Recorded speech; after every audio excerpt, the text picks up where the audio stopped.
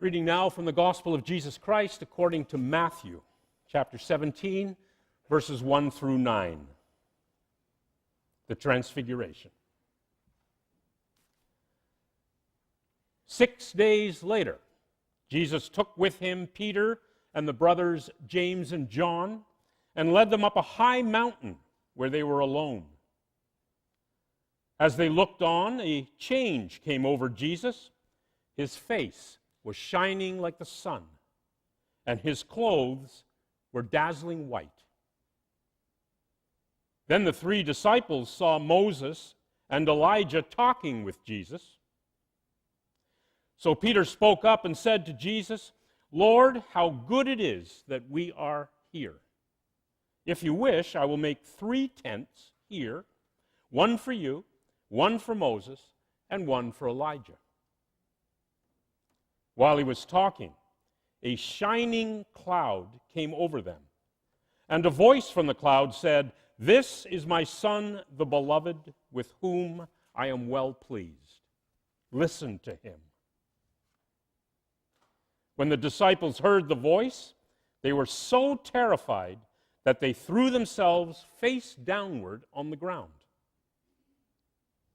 Jesus came to them and touched them. "Get up," he said. "Don't be afraid." So they looked up and saw no one there but Jesus. As they came down the mountain, Jesus ordered them, "Don't tell anyone about this vision you have seen until the Son of Man has been raised from death."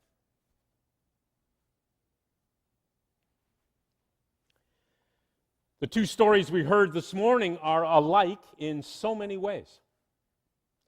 Moses and Jesus each climb a mountain, clouds appear, light shines, God's voice thunders from within the clouds.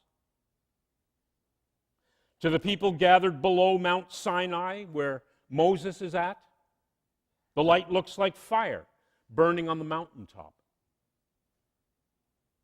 To the disciples who are with Jesus on his mountain, the light seems to radiate both from within the cloud and from Jesus' face. Interestingly, if you read Exodus chapter 34, which follows later after the first passage we read, Moses' face also shines like the sun after he encounters God. Not only are the stories similar in their details, but in Matthew's story, Moses himself, in the flesh, and over 1,000 years after his death, appears with Elijah, also previously dead, on the mountain where Jesus is at. And Jesus' disciples see these 2 heavyweights of the Jewish faith talking with Jesus. Matthew is a brilliant preacher. His audience is Jewish, and so for him to link Jesus to Moses the way he has is pure genius, for getting his audience to accept Jesus as the Messiah, Son of Man, Son of God.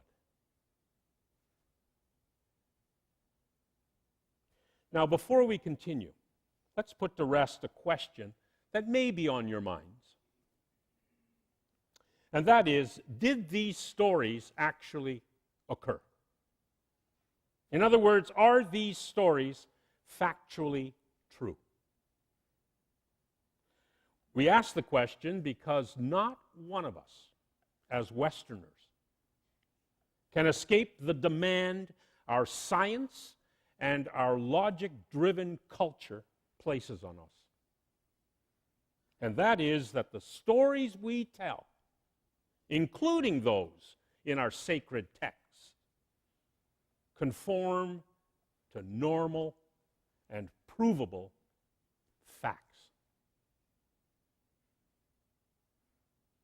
Let's face it, as a society, we worship the great God fact. So much so that anything less than factual we classify as myth and then promptly dismiss. We say to ourselves, if I am to believe this or that, if I am to find any truth or lesson in it, then at the very least it must be factually true. And so, with respect to Bible stories, we are inclined to assume that they are factually true. Otherwise, how could we ever believe on any level the stories we want so much to believe? That being said, I highly doubt the stories we read today are factually true. On the other hand, I believe they contain so much truth at a deeper spiritual level that we would be foolish to dismiss them. Now, I hope you see that Matthew's sermon is shaped by the Moses figure. Just as Moses is threatened by Pharaoh, Jesus is threatened by Herod. Just as Moses receives the Ten Commandments on Mount Sinai, Jesus interprets these same commandments in his Sermon on the Mount. Matthew is brilliant. He knows that for his Jewish audience to accept Jesus as their Messiah, they will first have to see Jesus coming out of a long line of Jewish heavyweights.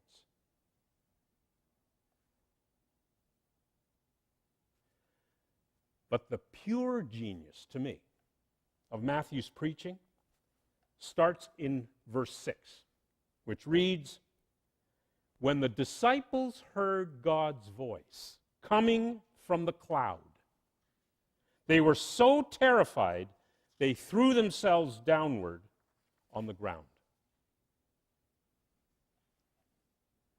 This verse echoes the terror the Israelites of Moses' time felt. When hearing the voice of God, they cried out to Moses, "You speak to us and we will listen, but do not let God speak to us or we will die."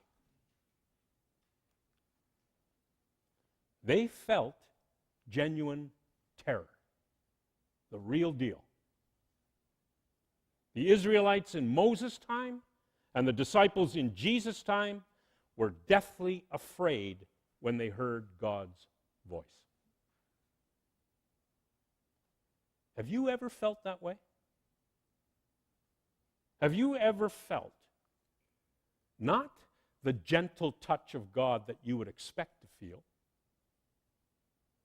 but rather the awesome, impossible to withstand, electrifying power, raw power of God? I have once. And I'd like at least to try to describe that experience to you. In 2002, my mother-in-law, Dorothy, came to live with Susan and me. She was 83 years old and dying of cancer. She also suffered from COPD and was forced to draw short breaths of air from an oxygen tank that she dragged everywhere she went. From anywhere in the house, it seemed, you could hear the squeak of those aluminum wheels. As Dorothy dragged her cart from room to room to room. And with each pull of the cart, she would have to yank the plastic tubing that joined her lungs to the tank. What often followed was a short outburst, sometimes a curse, when the tubing got caught beneath a door or around a piece of furniture. One night, when we were all sleeping like bears, Sue and I heard a loud moan. We both jumped from the bed at precisely the same instant to find Dorothy sprawled on the hallway floor. She had been on her way to the bathroom when she became entangled in her plastic tubing and tripped. She wasn't hurt as much as she was angry. Angry at what she thought was her own clumsiness. More angry, perhaps, at a situation she knew would never improve. We helped Dorothy back to bed and assured her that no one, not a single soul, could ever master walking in the dark in a house not their own with 20 feet of plastic tubing tangled around their feet. Sooner or later, everyone would trip. Dorothy bought the argument, at least for our sake, probably not for hers.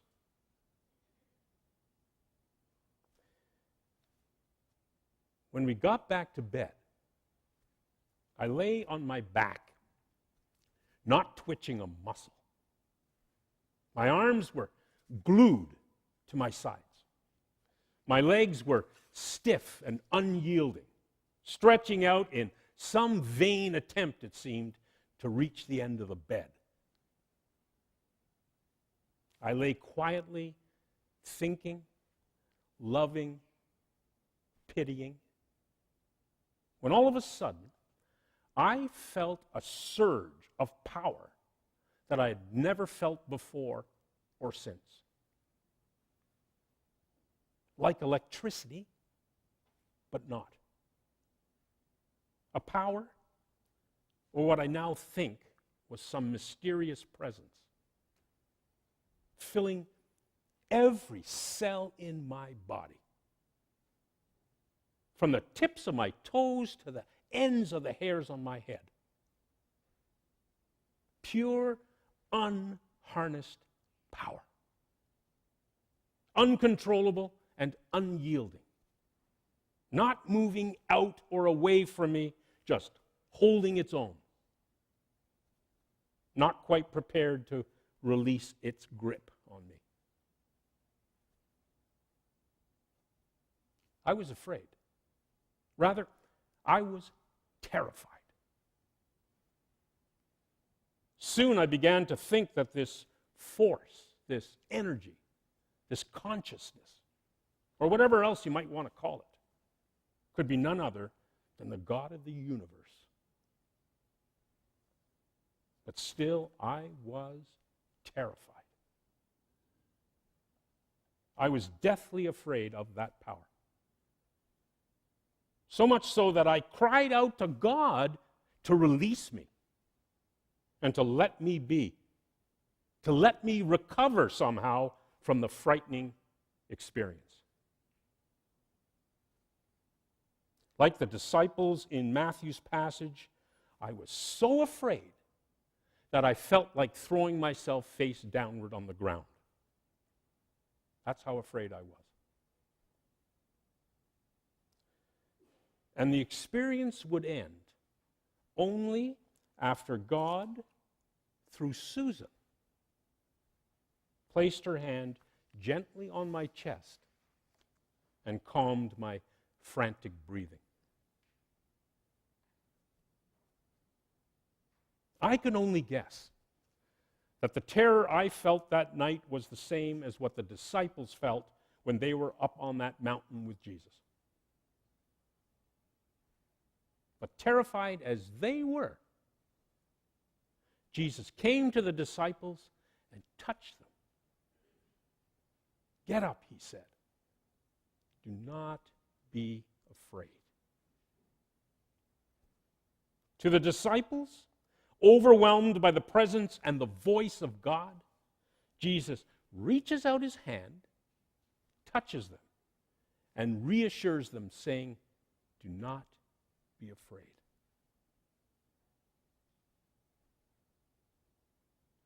The Israelites in Moses' time, fearing they would die if God spoke to them. Jesus' disciples collapsing face down on the ground when they heard God's voice from within the cloud. I can relate to that. I really can. I've felt that fear And like the disciples who felt God's touch through Jesus, I am convinced I felt God's reassuring touch through my wife, Susan. As if God were saying to me in that moment, be calm. Do not be afraid.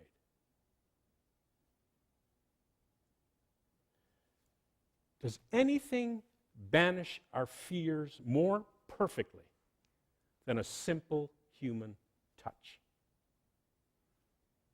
For me, this is the great genius of God. God who made the heavens and the earth and all that's in them. God whose greatness is so vast that not even the heavens above the heavens can contain it. God whose children we are is so magnificent, he's willing to come among us. Reach out, touch us, and still our fears. Genius. Jesus' hand on the shoulders of his disciples, Susan's hand on my beating chest, for me, it's nothing less than God's own touch. And I tell you from experience, anything more would be too much to handle. And that, for me, is the deeper meaning and lesson to be found in what may be a non-factual transfiguration passage. It's what I see in the bright, shining face of Jesus. Moses was first transfigured from a simple desert leader to a giver of God's law. Jesus was transfigured later, much later, from a prophet, a rabbi, and a teacher to God's Messiah, an interpreter of the law, Son of Man, Son of God. And just as important, I think, God is transfigured in the way that Jesus touches and reassures his disciples. Our understanding of God is transfigured, transformed. God's face for us is forever changed.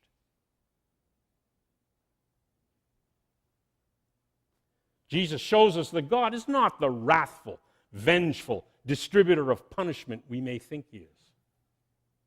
God is not the judge and the hangman we ought to fear. Jesus, I think, shows a more accurate image of God that he wants us to hold on to.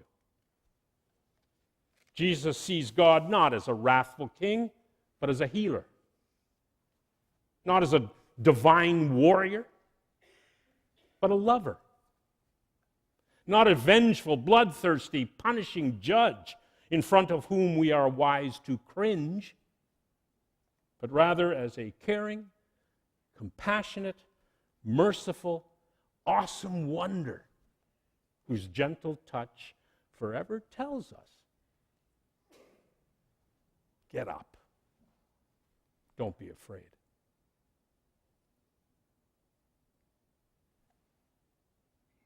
Amen.